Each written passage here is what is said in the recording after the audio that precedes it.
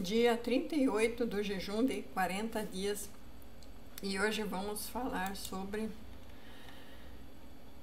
a sua colheita. A sua colheita está chegando, graças a Deus, glória a Deus.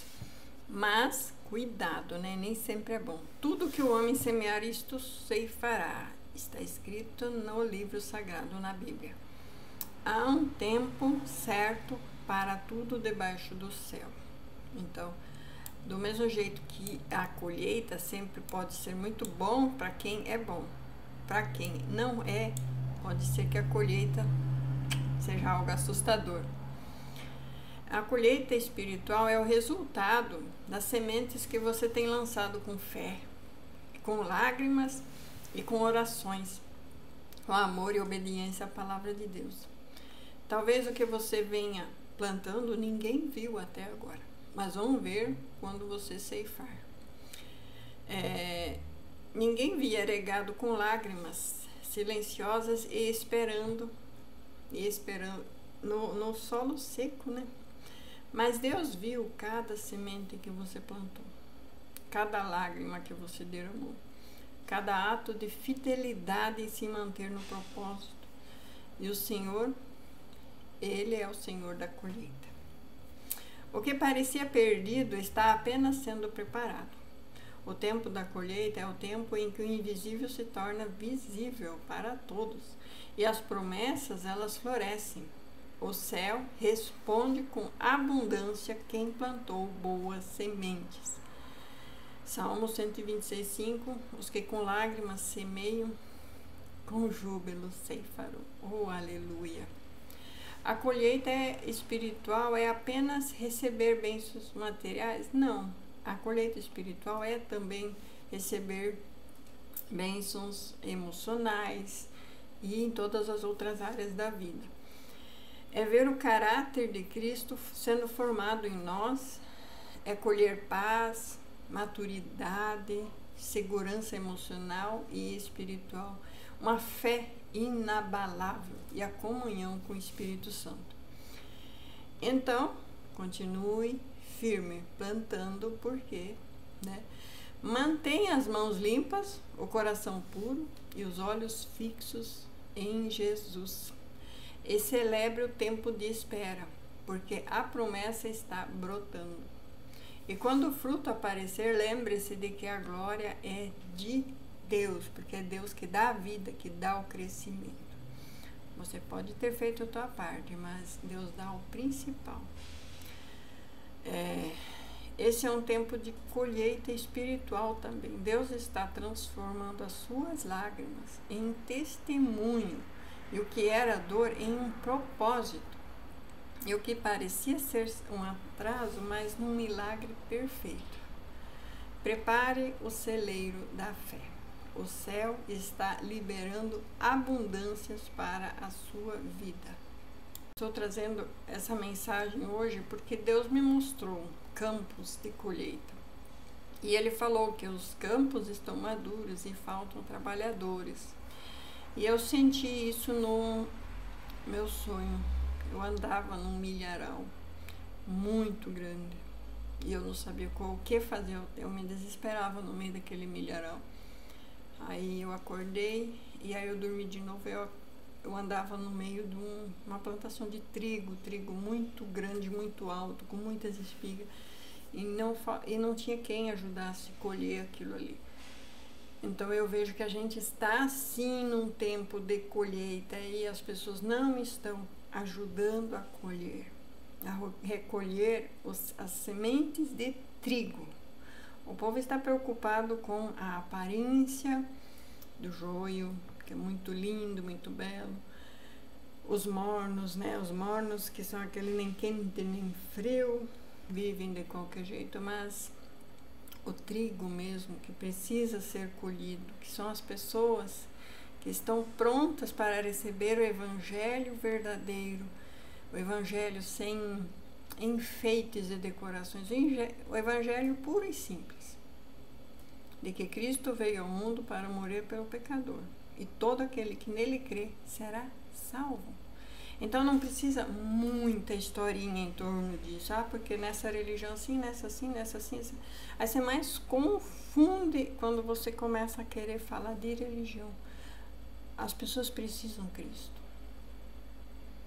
Então, hoje, você que sente o chamado para ajudar nessa colheita, receba essa mensagem, ajude, porque o tempo da colheita está chegando.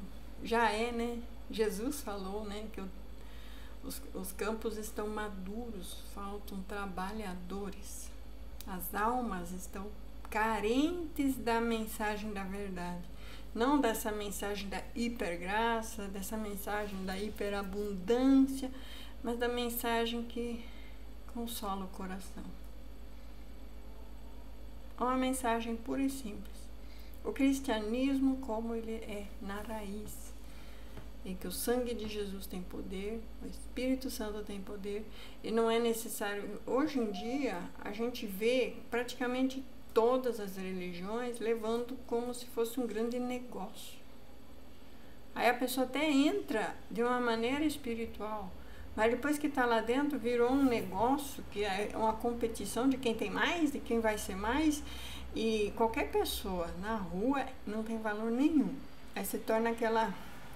Fica muito nítido, visível, as pessoas dentro da igreja, quando você vê o homem rico e Lázaro. O homem rico lá falando, porque eu, e fazendo a oração do religioso. Enquanto que Lázaro simplesmente, humildemente reconhecia que ele não era nada. E hoje a gente vê exatamente isso. Quem não tem nada não é nada e não pode nem pôr o pé na igreja. Porque não tem roupa. Não tem roupa. Não tem um perfume. Às vezes não tem nem água para tomar um banho. Enquanto que, depois que a pessoa está lá dentro, aí virou uma competição de quem é mais próspero, de quem comprou uma casa melhor, de quem comprou um carro melhor, de quem põe os filhos numa escola melhor, quem mora num condomínio melhor, e assim vai. Né? Então, esse grande negócio tem atrapalhado o evangelho puro e simples a fazer realmente a colheita do jeito que tem que ser. Né? E nenhuma religião se escapa, porque tudo só em cima de números. O melhor pregador do mundo, ele tem que entregar números, dinheiro, senão ele não cresce. Senão ele não ganha bispado, não cresce. Ele vai virar lá Aurelis do Aurelis, né? Ele vai ficar o assistente do assistente e vai trabalhar de graça. Então, mesmo a melhor religião que eu encontrei, a pessoa que quer pregar o evangelho puro e simples, simplesmente Jesus, sem 200 mil nomes no meio do caminho, porque o fundador de tal, o fundador de tal, e o fundador de tal, e o tal, e o tal, e o tal. Cara, o que tem os tais? As pessoas só precisam de Jesus. Só Jesus. Só o sangue de Jesus cura, liberta, purifica, salva. Quando que as pessoas vão voltar para a religião verdadeira? Estamos precisando de trabalhadores. Então fica essa mensagem da sua colheita, né? Que não seja por interesse, mas que seja de coração. É claro, o trabalhador é digno do seu salário. Se eu estou levando o evangelho, mais cedo ou mais tarde as pessoas têm que me ajudar, porque eu também como, eu também durmo, eu também preciso de moradia. Eu não preciso me transformar num mendigo de rua só porque eu não quero cobrar, porque eu acho que alguém falou que não devo cobrar, de graça ganhou, de graça tem que dar. Então eu tenho que morar na rua porque é errado cobrar. Mas fica até o critério. Você prega a salvação e faz o teu, com o teu, vende tudo que você tem. E não é nem para dar para ir placa de igreja, não dá para os pobres. E aí você tem a salvação. E aí você vai pregar o evangelho. Porque Jesus não quer nem teus bens. Nem teus bens servem para evangelizar. Ele quer que você vende tudo que você tem, dá lá para os pobres, mendigos. E aí você vem pregar o evangelho puro e simples, sem pregar dinheiro, prosperidade. Muitos que falam assim, eu só vou começar a fazer um canal, só vou começar a falar depois que eu estiver morando num condomínio tal, depois que eu tiver comprado casa e apartamento tal, carro tal. Tem muitos que morrem sem ter isso e pregaram toda a vida. Lembra disso.